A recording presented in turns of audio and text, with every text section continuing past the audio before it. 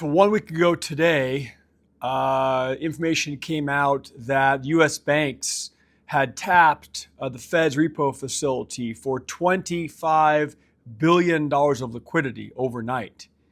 And that followed another massive drawdown from the end of October. I should have done a story on it back in early November, but this is even more important. I'm going to draw this together today with three concepts, distinct concepts I think interrelate.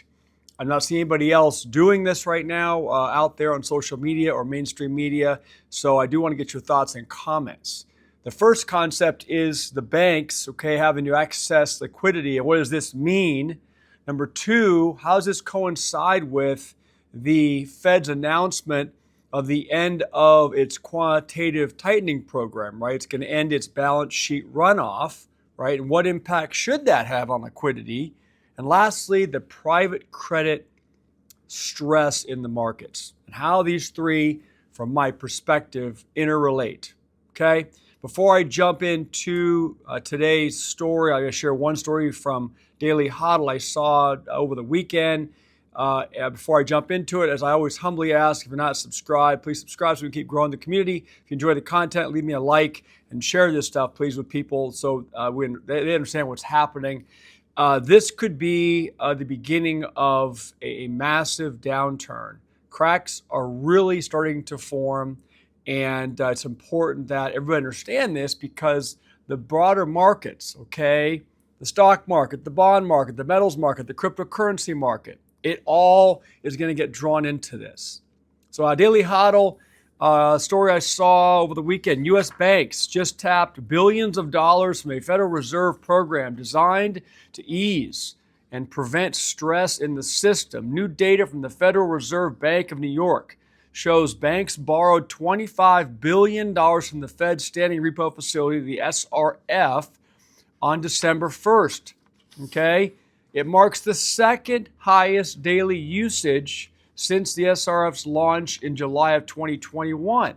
The first highest drawdown was just about a month ago when the banks tapped $50.35 billion on October 31st. So we've had the two largest drawdowns or banks accessing the repo facility in the last 60 days since that facility was put in place in July of 2021. Do you think this is not a huge deal? And let me explain. I'm going to dig in a little bit deeper. So let's geek out on this for a few minutes. Please bear with me. The SRF is a Fed-run facility created in 2021 to let banks, and other eligible institutions borrow cash overnight, against supposedly high quality collateral, treasuries, when private cash or liquidity markets are drying up and becoming scarce. In a well-functioning system, banks get cash and liquidity by how? By borrowing from other banks, institutions in the repo market. The SRF is kind of like a backstop. It's used when market funding dries up or becomes too expensive for banks to access safely. Or as I'm going to share with you, when banks start to lose confidence in other banks. So what does the repo facility usage signal? It signals that banks are borrowing cash against treasuries, number one, to meet short-term funding needs. What are those funding needs? We don't know. It's also not published. You get the aggregate data, of the total amount of drawdown by the banks cumulatively. You are unable to access a breakout of what banks are drawing down how much off the repo facility. So, because the ones that are using it, let's say, the most, could trigger some panic inside that bank, right? And triggers people going in, pulling their deposits. So you can't get which banks really are needing this liquidity the most. What it signals, what it means, cash is tight in the system. Lenders are hoarding liquidity, and banks, this is the really one I want you to focus on. Banks don't want to lend to each other because of why? Because of counterparty fear rising. Okay, so what this could, signal, seems to me when you get the two largest drawdowns in the history of this thing being in existence, the repo facility, in the last, let's say, 45 days, at a time when, as I'm going to share with you, exactly coincident, at the same time that the Fed has announced the end of quantitative tightening, this is a big deal. Okay, now I do want to hear from some bigger brains in this space. If you guys can weigh in, because I think it's not getting enough coverage. So, what also signals is these banks are preferring to deal with the Fed over one another. Okay, which means there's declining bank confidence in the system. Okay, and let me explain the counterparty risk issue before I jump into how the Fed relates to all this and private credit. Been discussing for weeks on this show how the private credit meltdown is real, okay? How these private credit funds, the intermediaries, and more importantly, the zombie companies below them that can't make their debt obligations are starting to blow up. I posted something this morning from Kobayashi letter on my post in the community page about the number of business bankruptcies already this year and how high they are compared to in the last decade, okay? And it's going to keep getting worse. So counterparty risk is basically means fear that the other guy cannot pay you back tomorrow, okay? Under normal conditions, banks lend to each other and that's deemed safe.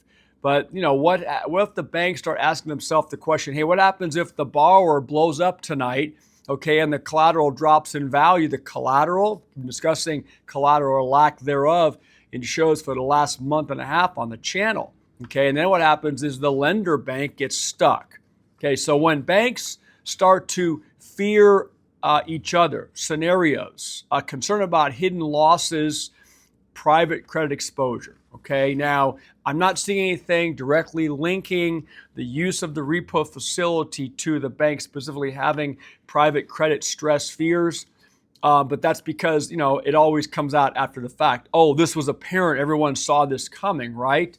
Because they don't want this to be put out there because they don't want to create panic. Okay, but from my perspective, I love to get your thoughts and comments. There is a distinct reason why this is happening now. The use of the repo facility by these banks in billions of dollars, right? In the last 45 days, $75 billion, almost $80 billion of uses of the repo facility. When the Fed's announcing the end of QT, okay? So lenders are potentially, let me explain. Well, I pulled up 3 examples, by the way, of when this was a big deal and why. 2008, Bear Stearns Lehman collapse. The repo counterparties suddenly became, it says, radioactive. 2019, hedge funds unwound basis trades. Lenders panicked about balance sheet exposure. What we have today? Today, again, speculation, but we know what's happening in private credit. We have a lot of those underlying asset problems and collateral problems lurking in the shadows. So is that what's causing this now? Let me explain that the Fed on October 31st, okay, the same day that the banks made the $50 billion usage of the repo facility, the Fed announced the end of its balance sheet runoff. Actually, October 29th, 3 days before that big drawdown. And then December 1st, right, was when the actual runoff stopped, okay? The Fed stopped basically rolling. The Fed will begin rolling over maturing treasuries instead of letting them expire. Okay, so curtailing or stopping quantitative tightening. What does this do? Why am I bringing this to your attention now? Okay, when the Fed slows the runoff of treasuries from its balance sheet, here's 2 things that should be happening. Reserves drain more slowly, and that in a normal functioning system should be good for banks. Okay.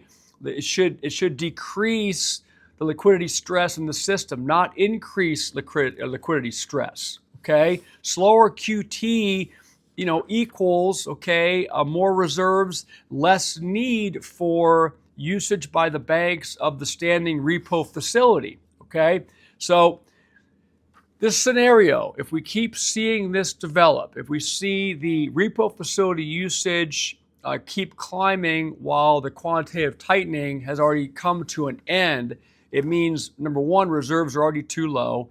Banks may be marking collateral down, okay, kind of behind closed doors in secrecy.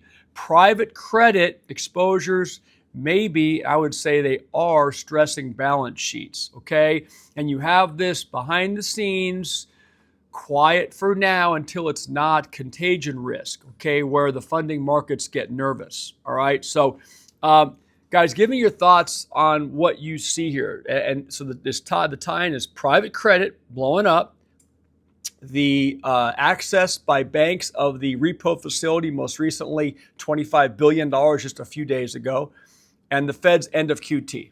All right, thanks for watching. Sorry I went long today. If you enjoy the content, leave me a like. Please subscribe. Please share thoughts and comments. And with that being said, I will talk to all of you soon. Bye.